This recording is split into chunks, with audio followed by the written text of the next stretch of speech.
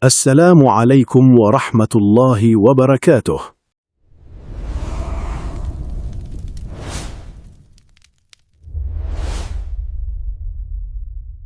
Malam semakin larut. Saat kebanyakan orang terlelap dalam mimpi, ada sebagian manusia yang justru membuka pintu menuju dunia lain. Dunia yang tak terlihat, namun jejaknya nyata. Tangisan tanpa sebab, kematian misterius, kekayaan mendadak, hingga kutukan yang diwariskan turun-temurun. Selamat datang di Pesugihan Berantai, tempat di mana kisah santet, ilmu hitam, ritual gaib, dan perjanjian terlarang akan diungkap satu persatu. Di balik rumah yang tampak biasa, bisa saja tersimpan kamar rahasia penuh sesajen. Di balik senyum tetangga, mungkin tersembunyi dendam yang dikirim lewat santet. Dan di balik kekayaan seseorang, belum tentu berasal dari kerja keras. Bisa jadi ada tumbal yang telah diserahkan. Channel ini akan membawa kalian menelusuri cerita-cerita horor paling mencekam dari berbagai penjuru Indonesia. Kisah tentang dukun pemanggil arwah, pesugihan yang meminta nyawa keluarga sendiri, hingga teror makhluk gaib yang terus menghantui korbannya tanpa ampun. Namun, ingat, tidak semua cerita di sini hanya sekedar dongeng. Sebagian berasal dari kisah nyata, dari pengakuan orang-orang yang pernah terlibat langsung dengan dunia gelap yang seharusnya tidak disentuh manusia. Matikan lampu jika kalian berani. Gunakan headset dan dengarkan setiap bisikan dalam kegelapan. Karena sekali kalian masuk ke dalam rantai ini, belum tentu bisa keluar dengan tenang. Saya akan menemani kalian menelusuri setiap misteri, setiap kutukan, dan setiap teror yang tersembunyi di balik dunia pesugihan. Ini adalah Pesugihan Berantai, tempat di mana kegelapan mulai berbicara. Ahmad masih ingat malam ketika ia duduk sendirian di teras rumah bambu milik ibunya, sambil memandangi langit yang gelap tanpa bintang. Angin dingin desa menusuk sampai ke tulang, tetapi kepalanya jauh lebih sesak dibanding udara malam itu. Baru 3 hari lalu, ia resmi menikahi Sari, perempuan yang selama ini selalu menemaninya dalam keadaan susah. Pesta pernikahan mereka memang sederhana, hanya tenda kecil di depan rumah dengan kursi pinjaman dari tetangga. Tetapi tetap saja, biaya yang keluar jauh lebih besar dari kemampuan Ahmad. Suara batuk ibunya terdengar dari dalam rumah. Ahmad menunduk pelan. Obat ibu tinggal sedikit, gumamnya lirih. Ia memejamkan mata sambil mengusap wajah kasar penuh keringat. Sejak kecil Ahmad hidup miskin. Ayahnya meninggal saat ia masih SD, meninggalkan ibunya yang harus bekerja mencuci pakaian warga kampung demi menyambung hidup. Setelah dewasa, Ahmad hanya menjadi buruh angkut sayur di pasar. Penghasilannya tidak pernah cukup. Kadang sehari hanya membawa pulang Rp50.000 setelah tenaganya habis dipakai mengangkat karung demi karung. Namun Ahmad terlalu mencintai Sari untuk menunda pernikahan lebih lama. Ia masih ingat ucapan Sari beberapa bulan lalu saat mereka duduk di pinggir sungai kecil dekat sawah. "Aku gak butuh rumah besar, Mat. Aku cuma pengen hidup sama kamu." Kalimat itu terus terngiang di kepala Ahmad sampai sekarang. Karena itulah, ia nekat meminjam uang ke sana-sini demi menggelar pernikahan meski sederhana. Rentenir kampung, koperasi harian, bahkan teman sesama buruh pasar sudah ia datangi. Saat pesta selesai dan para tamu pulang, Ahmad baru sadar hidupnya berubah menjadi mimpi buruk baru. Utangnya menumpuk, bunga pinjaman berjalan setiap hari. Belum lagi kondisi ibunya semakin parah. Malam itu Sari keluar dari kamar sambil membawa segelas teh panas. Perempuan itu duduk di samping Ahmad dengan wajah lembut meski terlihat lelah. "Kamu mikirin utang lagi ya?" tanyanya pelan. Ahmad tersenyum tipis. "Enggak, bohong." Sari menatap suaminya lama. Cahaya lampu minyak membuat wajahnya terlihat pucat. "Aku tahu kamu capek." Ahmad menghela napas panjang. "Aku cuma takut gak bisa bahagiain kamu." Sari menggenggam tangan kasar Ahmad erat. "Kita baru mulai hidup, Mat. Pelan-pelan juga bisa." Ahmad diam. Dalam hati ia merasa malu. Sebagai laki-laki, ia merasa gagal. Setelah menikah, bukannya membawa kebahagiaan, ia justru membawa istrinya masuk ke hidup penuh utang dan kesulitan. Keesokan paginya, Ahmad kembali bekerja di pasar sejak subuh. Hujan turun deras, membuat jalan berlumpur dan becek. Ia mengangkat karung bawang sambil menahan nyeri di punggungnya. Saat itulah, seorang supir tua bernama Jono menghampirinya sambil merokok. "Mat, muka kamu kusut banget." Ahmad tertawa hambar. "Utang numpuk, Bang." Jono mengangguk pelan seperti sudah menduga. "Orang miskin kayak kita emang susah kalau mau hidup enak." Ahmad tidak menjawab. Jono mendekat sambil mengecilkan suara. "Tapi ada cara cepat buat ubah nasib." Ahmad melirik sekilas. "Cara apa?" Supir tua itu tersenyum samar. "Gunung Kawi." Ahmad mengernyit. Nama itu sebenarnya tidak asing. Ia pernah mendengar bisik-bisik tentang orang yang mendadak kaya setelah pergi ke sana. Ada yang bilang itu tempat mencari keberuntungan. Ada juga yang bilang tempat pesugihan. Namun Ahmad tidak terlalu percaya cerita mistis. "Ah, paling cerita orang." Jono tertawa kecil. "Kalau cuma cerita, mana mungkin si Darto sekarang punya 3 mobil?" Ahmad terdiam. Ia memang tahu Darto dulunya hanyalah penjual pisang goreng keliling. Tapi setelah pulang dari Jawa Timur beberapa tahun lalu, hidupnya berubah drastis. Rumahnya besar, sawahnya luas, bahkan sekarang punya toko bangunan terbesar di kampung. Orang-orang sering membicarakannya diam-diam. Jono kembali bicara.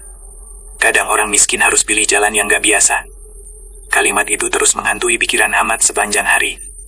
Malamnya, saat ia pulang ke rumah, suasana terasa semakin sesat. Ibunya kembali batuk keras sampai mengeluarkan bercak darah di kain. "Ibu gak apa-apa," ucap perempuan tua itu lemah. Tapi Ahmad tahu keadaan ibunya memburuk. Sementara itu, seorang penagih hutang datang mengetuk pintu dengan kasar. "Mat, besok kalau belum bayar bunga, motor bututmu saya ambil." Ahmad hanya bisa meminta waktu. Pagi itu, Ahmad terbangun dengan tubuh lemas dan mata sembab akibat mimpi buruk yang terus datang semalaman. Suara ayam berkokok dari belakang rumah bercampur batuk ibunya yang semakin parah membuat kepalanya terasa berat. Ia duduk di pinggir ranjang sambil menatap lantai kayu kamar yang mulai lapuk. Di sampingnya, Sari masih tertidur memeluk bantal tipis dengan wajah pucat karena kelelahan. Ahmad mengusap wajah kasar penuh peluh. Ia belum pernah merasa hidup seberat ini. Baru beberapa hari menikah, tetapi hidupnya sudah seperti dikejar sesuatu yang tidak terlihat.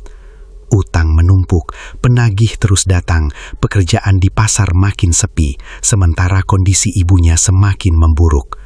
Kadang Ahmad merasa seperti sedang tenggelam perlahan tanpa ada tangan yang mau menolong. Ia berjalan keluar rumah dan duduk di bangku bambu depan halaman. Kabut pagi masih menggantung di ujung sawah. Udara dingin menusuk kulit, tetapi pikirannya jauh lebih dingin. Ucapan Jono tentang Gunung Kawi kembali terngiang. Kadang orang miskin harus pilih jalan yang gak biasa. Ahmad mencoba mengusir pikiran itu, tetapi semakin ia menolak, semakin rasa penasaran tumbuh di kepalanya. Tiba-tiba, suara motor tua berhenti di depan rumah. Jono turun sambil membawa rokok kretek di mulutnya. Belum kerja, Mat. Ahmad menggeleng pelan. Nanti siang. Jono duduk di sampingnya tanpa dipersilahkan, lalu menatap rumah bambu reyot milik Ahmad cukup lama. "Ibu kamu sakit makin parah ya?" Ahmad hanya diam. Jono menghembuskan asap rokok. "Biaya rumah sakit mahal." Kalimat itu menusuk harga diri Ahmad. Ia mengepalkan tangan pelan. "Aku pasti cari uang." Jono tertawa kecil. Cari uang jadi buruh pasar sampai kapan? Ahmad mulai kesal, tetapi ia tidak mampu membantah. Semua ucapan itu benar. Sopir tua itu kembali bicara dengan suara lebih pelan. Aku serius soal Gunung Kawi. Ahmad menoleh cepat. Memangnya benar tempat itu bisa bikin orang kaya? Jono tersenyum tipis seperti sudah menunggu pertanyaan itu. Banyak yang berhasil, tapi pesugihan itu dosa. Kalau miskin terus juga hidup kaya neraka. Ahmad terdiam. Angin pagi berembus pelan melewati halaman rumah. Pohon pisang belakang rumah bergerak berlahan, seolah ikut mendengar percakapan mereka. Jono menatap lurus ke depan. Aku pernah ke sana. Mata Ahmad langsung membesar. Serius? Jono mengangguk. Tahun lalu. Terus, sopir tua itu diam. Kabut malam semakin tebal setelah Ahmad dan Jono meninggalkan warung tua di pinggir hutan itu. Motor berjalan pelan melewati jalan berbatu yang licin oleh sisa hujan. Pohon-pohon besar menjulang di kanan kiri, seperti bayangan raksasa yang mengawasi perjalanan mereka. Tidak ada suara lain selain deru mesin motor dan desir angin dingin yang sesekali terdengar seperti bisikan manusia. Ahmad duduk kaku di belakang Jono. Pikirannya kacau. Bayangan perempuan berkebaya merah yang tadi dilihatnya masih terus muncul di kepala. Ia mulai menyesali keputusannya ikut malam itu. Namun setiap kali teringat wajah Sari, ibunya yang sakit, dan penagih utang yang terus datang, langkah mundurnya terasa semakin mustahil. Masih jauh, tanya Ahmad dengan suara pelan. Sebentar lagi. Jono menjawab tanpa menoleh. Semakin masuk ke kawasan hutan, udara terasa semakin berat. Napas Ahmad seperti tertahan oleh hawa lembab yang aneh. Beberapa kali ia merasa mendengar suara gamelan samar dari kejauhan. Padahal di tempat sesunyi itu, seharusnya tidak ada siapa-siapa. Motor akhirnya berhenti di sebuah jalan tanah kecil yang hampir tertutup semak. Kita lanjut jalan kaki, kata Jono.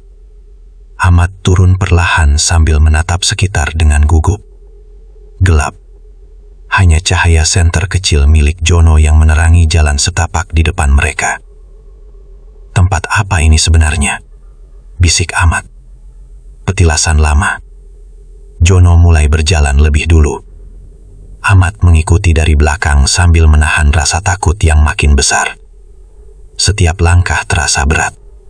Hutan itu terlalu sunyi. Tetapi anehnya, Ahmad merasa mereka tidak benar-benar sendirian. Sesekali terdengar suara ranting patah dari balik pepohonan. Kadang seperti ada langkah kaki lain mengikuti. Ahmad beberapa kali menoleh cepat, namun tidak menemukan siapapun. Di tengah perjalanan, Jono tiba-tiba berhenti. Jangan ngomong sembarangan mulai dari sini. Ahmad mengernyit. Kenapa? Tempat ini ada penunggunya. Jawaban itu membuat tengkuk Ahmad dingin. Mereka kembali berjalan, hingga akhirnya tiba di sebuah area kecil di tengah hutan. Di sana berdiri bangunan tua beratap kayu yang sebagian sudah lapuk dimakan usia. Beberapa lilin menyala redup di sekitar bangunan, membuat suasana terlihat semakin menyeramkan. Bau kemenyan langsung menusuk hidung Ahmad. Di depan bangunan terdapat pohon besar dengan akar menjulur ke tanah seperti tangan-tangan hitam. Ahmad berhenti melangkah. Dadanya mendadak sesak. Aku nggak enak, gumamnya. Jono menepuk pundaknya pelan. Kalau mau hidup berubah, jangan takut. Belum sempat Ahmad menjawab, pintu bangunan tua itu terbuka perlahan. Kret! Suara kayu berderit membuat bulu kuduk Ahmad berdiri. Dari dalam muncul seorang lelaki tua bertubuh kurus memakai pakaian hitam lusuh. Rambutnya panjang memutih sampai bahu, sementara matanya tajam seperti menembus isi kepala orang. Ahmad langsung menunduk tanpa sadar. Orang tua itu berjalan pelan mendekati mereka sambil membawa tongkat kayu. Anehnya, meski usianya terlihat sangat tua, langkahnya begitu ringan.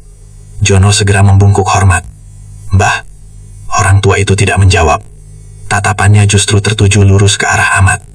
Lama sekali, sampai Ahmad merasa napasnya tidak nyaman. Lalu lelaki tua itu tersenyum tipis. Akhirnya datang juga. Darah Ahmad langsung terasa dingin. Kita pernah ketemu? Tanya Ahmad gugup. Lelaki tua itu tergegeh pelan. Belum. Tapi aku sudah tahu kamu akan datang. Ahmad menelan ludah.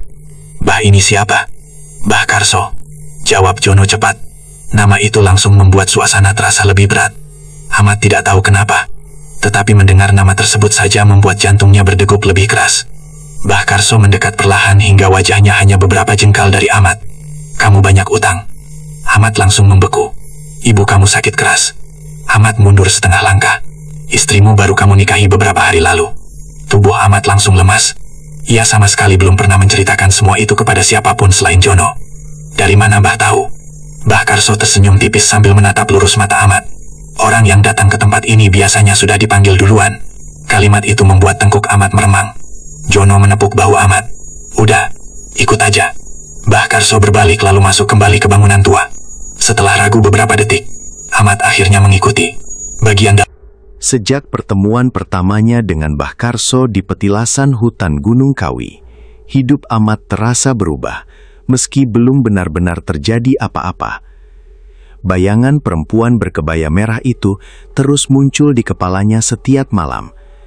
Kadang ia melihat sosok itu berdiri di sudut kamar ketika terbangun tengah malam.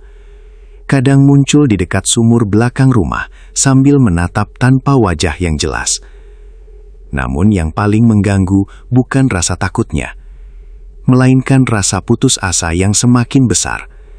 Utang terus bertambah, penagih datang hampir setiap hari. Bahkan motor tuanya nyaris disita karena ia tidak mampu membayar cicilan. Sementara kondisi ibunya semakin parah, sampai tidak bisa lagi bangun dari tempat tidur. Ahmad mulai merasa hidupnya benar-benar berada di ujung. Malam Jumat Legi akhirnya tiba. Sejak sore, langit sudah gelap, seperti menahan hujan besar. Angin bertiup dingin melewati sela-sela dinding bambu rumahnya. Sari terlihat sibuk menyiapkan air hangat untuk Ibu Ahmad, sementara Ahmad duduk termenung di depan rumah sambil menatap jalanan desa yang mulai sepi. Dadanya terasa tidak tenang. Ada perasaan aneh yang sulit dijelaskan. Seolah malam itu akan mengubah seluruh hidupnya. Sari keluar membawa secangkir kopi. Kamu dari tadi diam aja.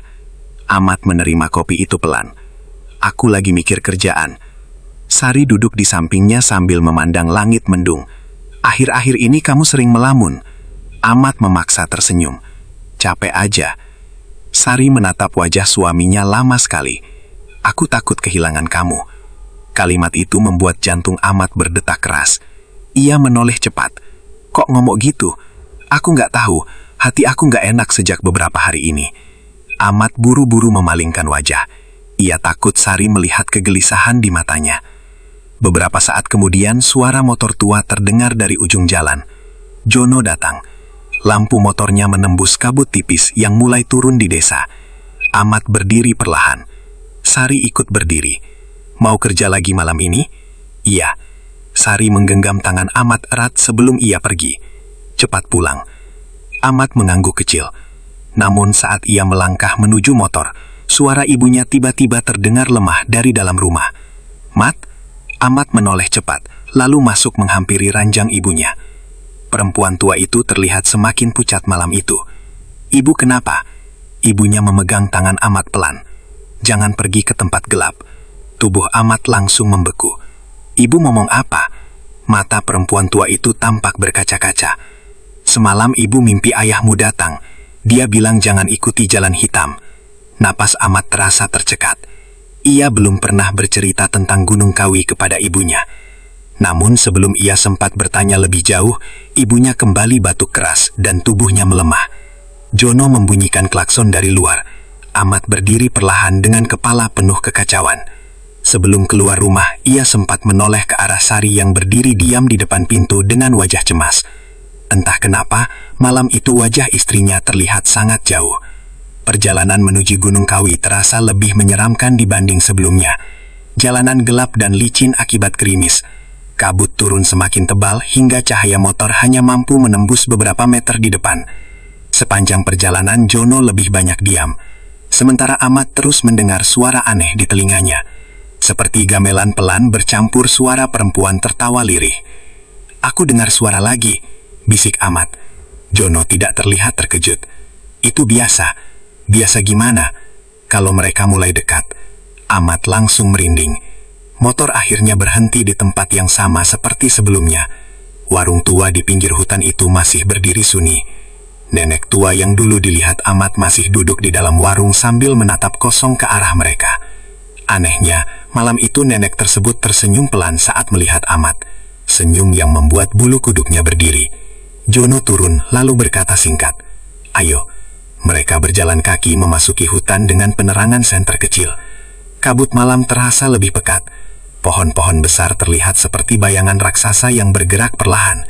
Semakin dekat ke petilasan, bau kemenyan mulai tercium, dan suara gamelan terdengar semakin jelas. Ahmad mencoba mencari asal suara itu, tetapi tidak ada siapa-siapa di sekitar mereka. Ketika tiba di petilasan, Ahmad langsung melihat banyak lilin menyala di depan bangunan tua itu. Asap dupa mengepul memenuhi udara. Di tanah terdapat sesajen berupa kepala kambing, bunga 7 rupa, ayam hitam, dan kendi berisi cairan merah gelap. Perut Ahmad mendadak mual. Mbah Karso sudah berdiri di depan pintu memakai jubah hitam panjang. Tatapannya tajam seperti biasa. "Kamu datang." Ahmad mengangguk pelan.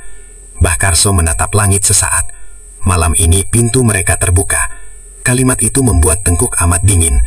Ia masuk ke dalam bangunan bersama Jono. Bagian dalam petilasan kini jauh lebih menyeramkan. Puluhan lilin menyala mengelilingi ruangan. Di tengah lantai terdapat lingkaran hitam dengan simbol aneh yang digambar menggunakan bubuk merah. Mbah Karso menunjuk lingkaran itu. "Duduk di situ." Ahmad ragu. "Kalau aku batal?" Suara Mbah Karso langsung memotong. Sudah terlambat untuk takut. Jantung Ahmad berdegup keras. Dengan tangan gemetar ia duduk di tengah lingkaran. Mbah Karso mulai membakar kemenyan sambil membaca mantra dalam bahasa yang tidak dimengerti Ahmad. Suaranya berat dan pelan, tetapi membuat udara di ruangan terasa semakin dingin. Jono berdiri di sudut ruangan dengan wajah tegang. Ahmad mencoba tenang. Namun beberapa menit kemudian sesuatu mulai berubah. Angin tiba-tiba masuk dari sela dinding kayu, meski semua pintu tertutup. Lilin-lilin bergoyang liar. Suara gamelan terdengar makin keras. Lalu muncul suara perempuan tertawa. Dekat sekali. Ahmad langsung menoleh ke belakang. Kosong. Tetapi ia yakin suara itu berasal dari dalam ruangan. Mbah Karso terus membaca mantra tanpa berhenti. Tiba-tiba ayam hitam di dekat sesajen menjerit keras, lalu mati mendadak. Brak. Salah satu kendi pecah sendiri. Ahmad mulai panik. "Mbah, diam!" bentak Mbah Karso. Suasana semakin mencekam. Kabut putih perlahan masuk memenuhi ruangan meski semua celah tertutup. Udara menjadi sangat dingin, sampai napas Ahmad terlihat seperti asap. Lalu perlahan muncul sosok perempuan berkebaya merah dari balik kabut. Tubuh Ahmad langsung membeku. Perempuan itu berjalan pelan mengelilinginya. Rambut panjangnya menutupi wajahnya. Gaunnya basah seperti habis keluar dari kuburan. Ahmad ingin lari, tetapi tubuhnya terasa berat. "Mbah, siapa itu?" Mbah Karso tetap membaca mantra tanpa berhenti. Tiba-tiba ayam hitam di dekat sesajen menjerit keras, lalu mati mendadak. Brak. Salah satu kendi pecah sendiri. Ahmad mulai panik. "Mbah, diam!" bentak Mbah Karso. Suasana semakin mencekam. Kabut putih perlahan masuk memenuhi ruangan meski semua celah tertutup. Udara menjadi sangat dingin, sampai napas Ahmad terlihat seperti asap. Lalu perlahan muncul sosok perempuan berkebaya merah dari balik kabut. Tubuh Ahmad langsung membeku. Perempuan itu berjalan pelan mengelilinginya. Rambut panjangnya menutupi wajahnya. Daunnya basah seperti habis keluar dari kuburan. Ahmad ingin lari, tetapi tubuhnya terasa berat. "Mbah, siapa itu?" Mbah Karso tetap membaca mantra tanpa berhenti. Tiba-tiba ayam hitam menusukkan jarinya ke dada Ahmad. "Kalau mau kaya, jangan mundur." Mata lelaki tua itu terlihat berbeda malam itu. Hitam pekat. Ahmad merasa dadanya panas luar biasa. Makhluk perempuan berkebaya merah itu tiba-tiba tertawa keras memenuhi ruangan. Ahmad pulang dari petilasan Gunung Kawi menjelang subuh dengan tubuh lemas dan pikiran kacau. Sepanjang perjalanan, ia lebih banyak diam di belakang motor Jono, sambil memegangi dadanya yang sejak ritual terasa panas seperti terbakar. Bayangan perempuan berkebaya merah itu terus muncul di kepalanya. Suara bisikannya masih terdengar jelas di telinga. Tumbalmu akan segera datang. Kalimat itu seperti menempel di pikirannya dan tidak mau hilang. Kabut pagi menyelimuti desa ketika mereka tiba. Jalanan masih sepi. Hanya suara ayam dan anjing kampung yang terdengar samar dari kejauhan. Saat turun dari motor, kaki Ahmad terasa berat, seolah baru berjalan sangat jauh. Jono mematikan mesin motornya, lalu menatap Ahmad serius. Ingat satu hal, Ahmad mengangkat wajah perlahan. Apa? Jangan pernah cerita soal ritual itu ke siapapun, termasuk istrimu. Ahmad mengangguk pelan, meski pikirannya masih kacau. Sekarang pulang. Tunggu saja. Tunggu apa? Jono tersenyum tipis. Rezeki. Ahmad tidak menjawab. Ia langsung berjalan masuk ke rumah dengan perasaan aneh. Saat membuka pintu, ia melihat Sari tertidur di kursi ruang depan, sambil menunggu dirinya pulang. Lampu minyak kecil di meja sudah hampir padam. Wajah istrinya terlihat lelah namun damai. Dadanya terasa sesak melihat perempuan itu. Ahmad duduk perlahan di samping Sari, tanpa membangunkannya.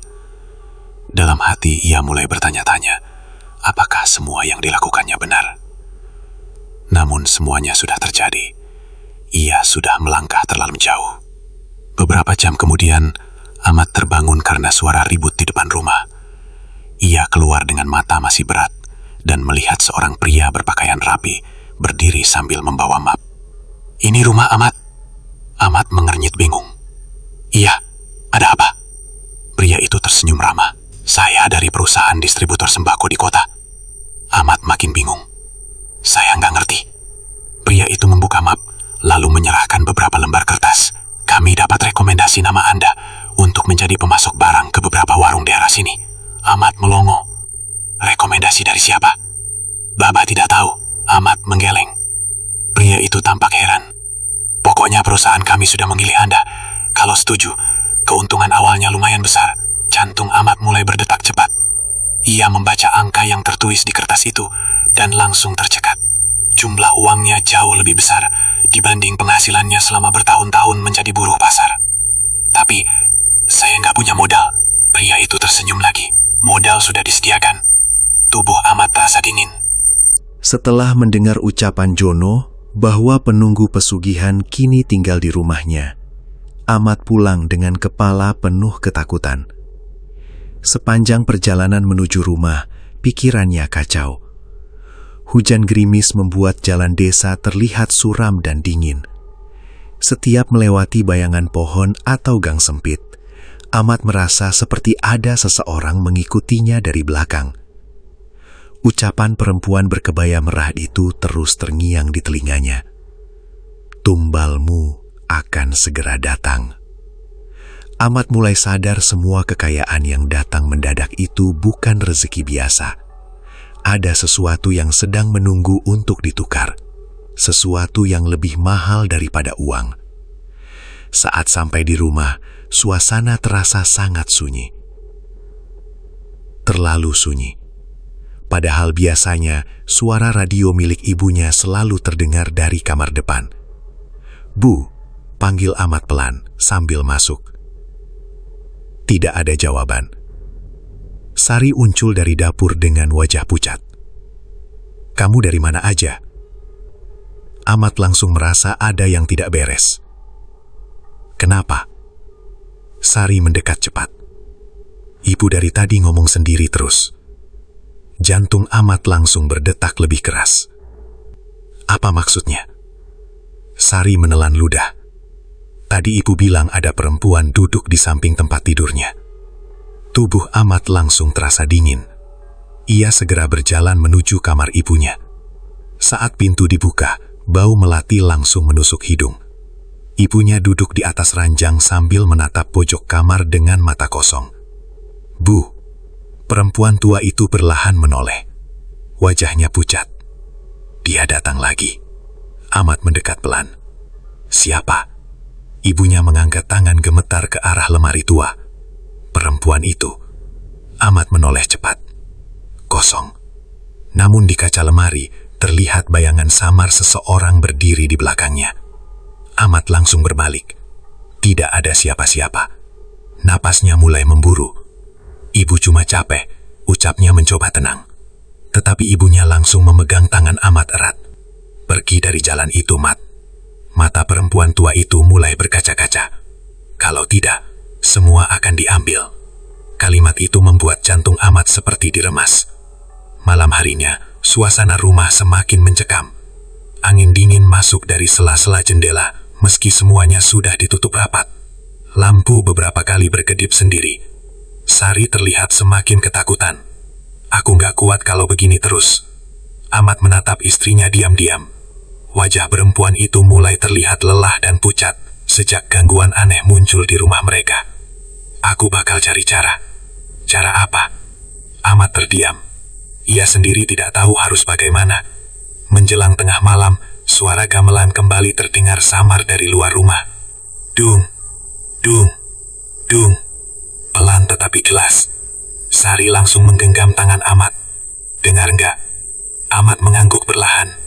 Suara itu terasa semakin dekat, seolah berasal dari halaman belakang rumah. Lalu terdengar suara perempuan bernyanyi lirih, nada Jawa kuno yang membuat bulu kuduk berdiri. Sari mulai gemetar. Astaga, tiba-tiba pintu belakang rumah terbuka sendiri. Krit.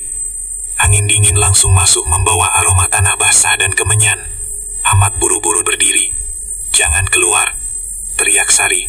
Namun Ahmad tetap berjalan mendekati pintu dengan langkah pelan. Halaman belakang. Sejak pulang dari petilasan Gunung Kawi dan mendengar syarat sebenarnya dari pesugihan itu, hidup Ahmad berubah menjadi neraka yang tidak pernah benar-benar sepi.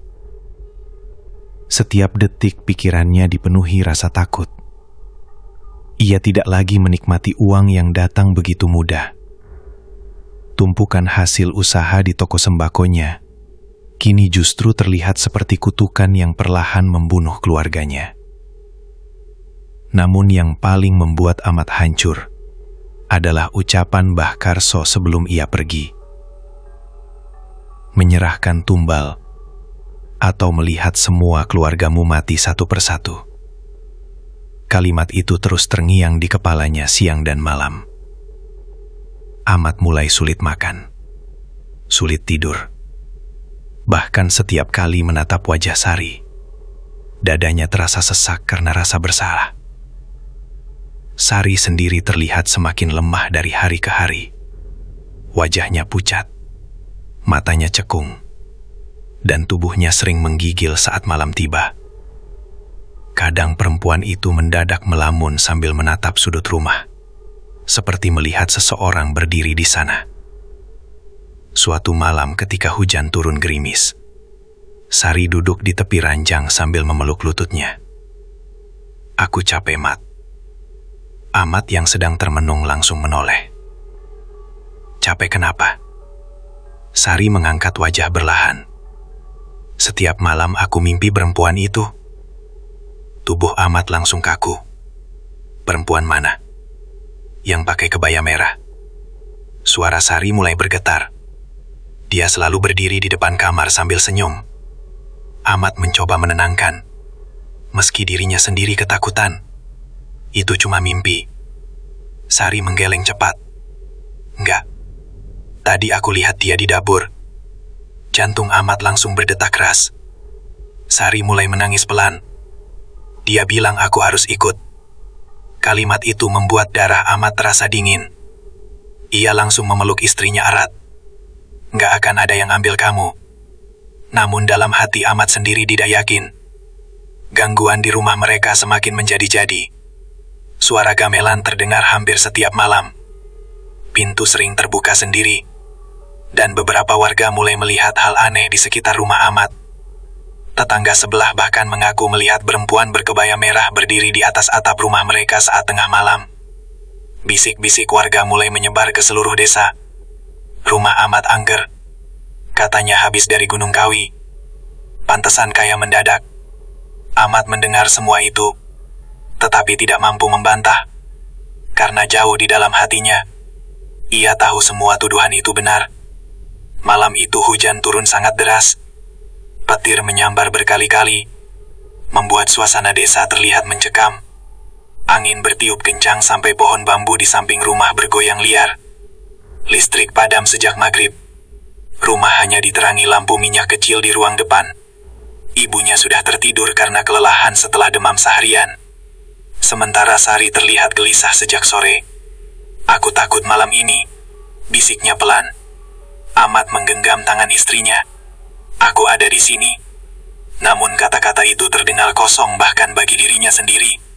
Menjelang tengah malam, suara gamelan kembali terdengar. Dung, dung, dung. Kali ini lebih keras dibanding biasanya. Suara itu seperti datang dari dalam rumah. Sari langsung memeluk Ahmad erat.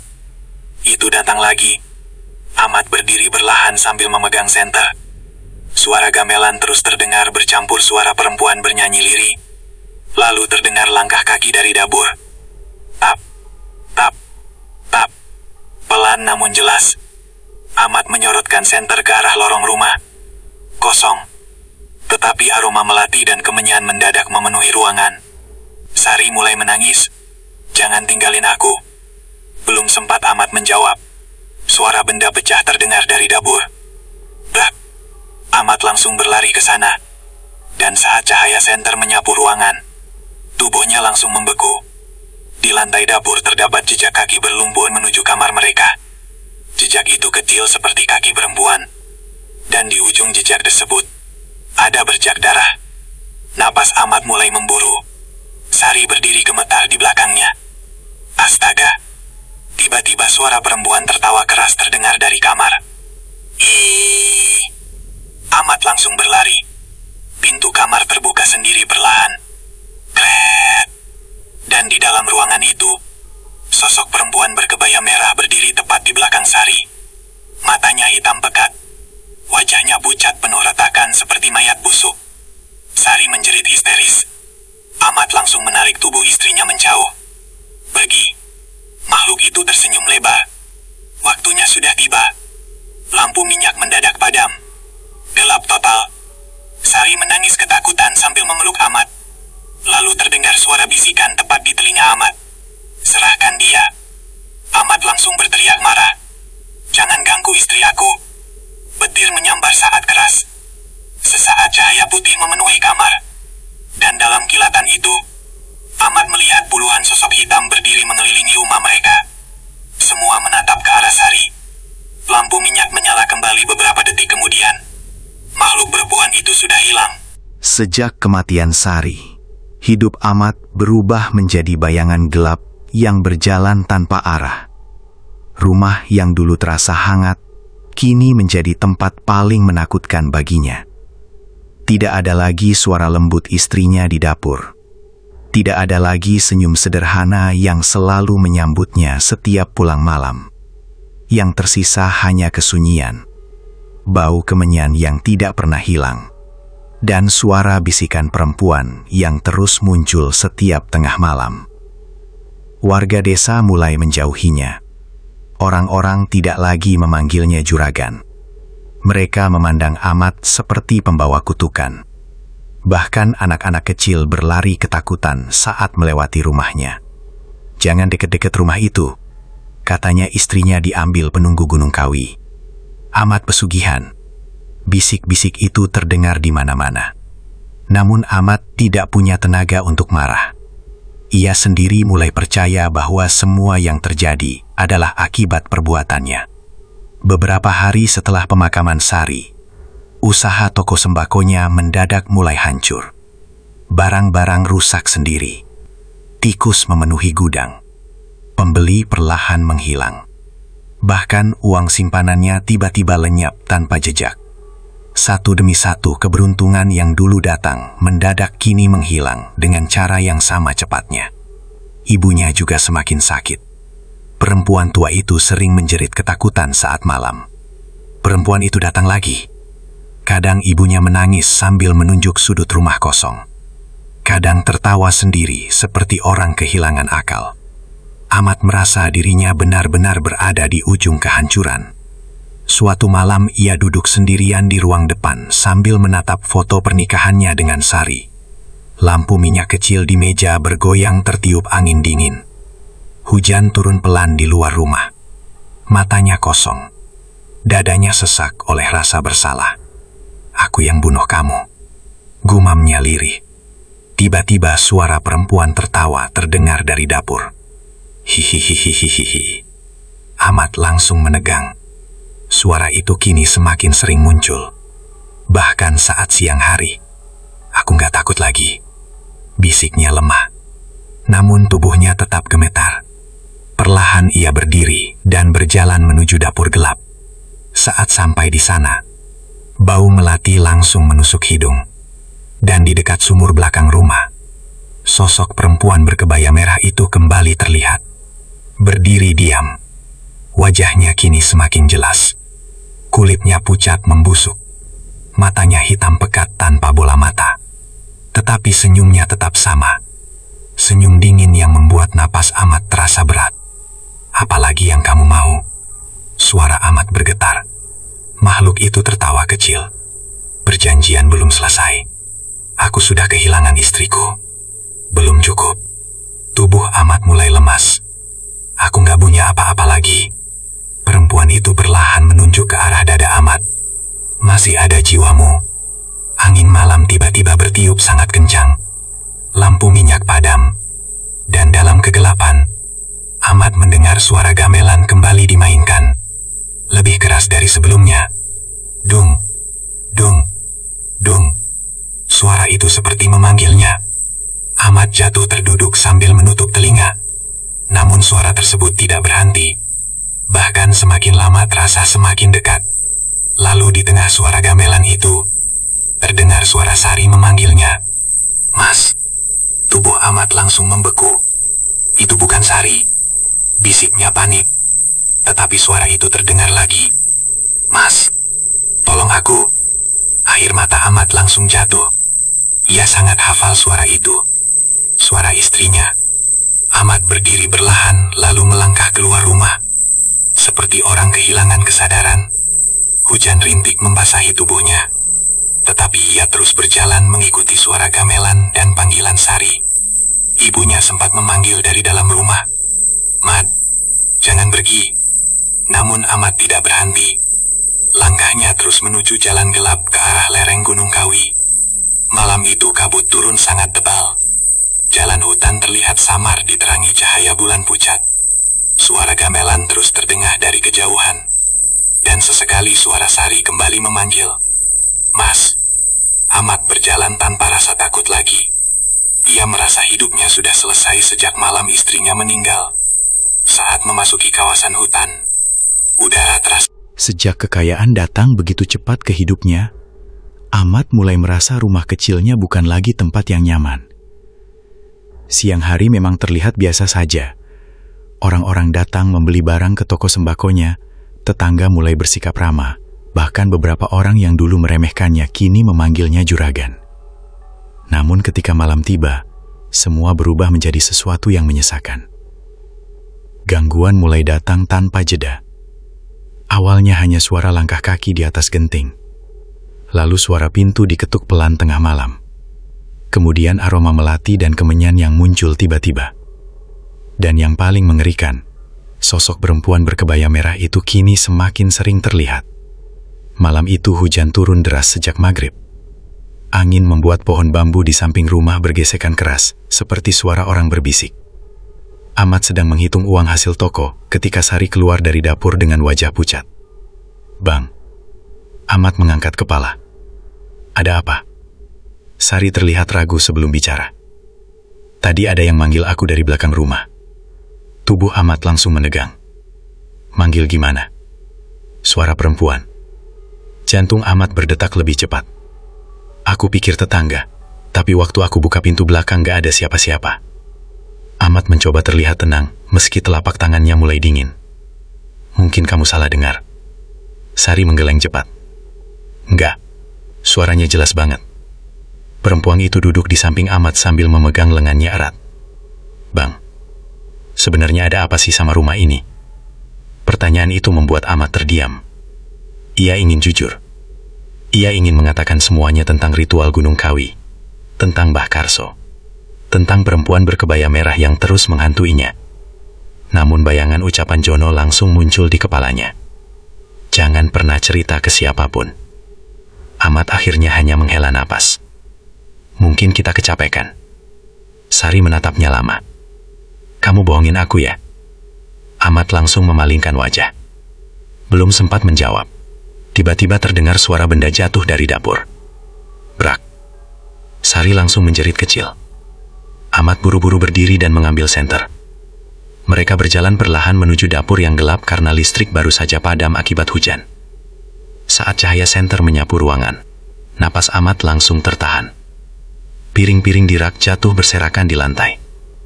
Padahal tidak ada angin. Tidak ada tikus. Tidak ada siapapun. Dan di dinding dapur terlihat bekas telapak tangan hitam berlumpur. Sari langsung mundur ketakutan. Itu apa? Ahmad merasakan tengkuknya dingin. Ia menyinari bekas tangan itu dengan senter. Bentuknya kecil, seperti tangan perempuan. Belum hilang rasa terkejut mereka. Terdengar suara perempuan tertawa lirih dari luar rumah. Hihihihi. Sari langsung memegang lengan Ahmad erat sampai gemetar. Suara itu terdengar lagi. Lebih dekat. Hihihihi. Ahmad memberanikan diri membuka pintu belakang perlahan. Angin dingin langsung menerpa wajahnya. Halaman rumah gelap gulita. Pohon pisang bergerak pelan tertiup hujan. Tidak ada siapa-siapa. Namun di dekat sumur belakang Ahmad melihat sosok perempuan berdiri membelakangi rumah. Berkebaya merah. Rambut panjang menjuntai sampai pinggang. Tubuhnya diam tidak bergerak. Darah Ahmad langsung terasa dingin. Sari yang berdiri di belakangnya ikut melihat sosok itu dan langsung menutup mulut menahan jeritan. Siapa itu? Ahmad tidak mampu menjawab.